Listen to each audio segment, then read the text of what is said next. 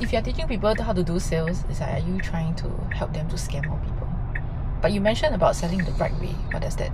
Scamming is basically like, okay, you are not solving a problem. The biggest difference between scamming and selling, in my opinion, is that you actually solve a problem with your solution. I think that's the biggest difference, right? It's like the way we look at sales, or fundamentally what sales is, right, is solving a problem in exchange for money, usually, right? So it's like, you have a problem, I have this solution that could help you, you take it, you give me money. That's essentially it.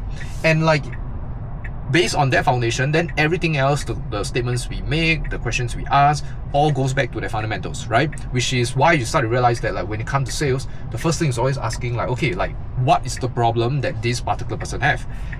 Number two, can we help this person realize the problem? And then number three, does our solution solve that problem?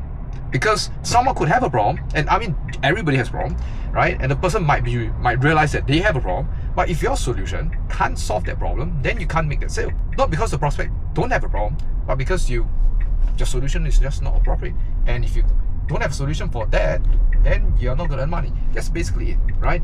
But I think sometimes scamming is like, hey, you know what? You have this problem, even though my solution can't solve it, but I'm gonna sell it anyway, right? And then you give me money.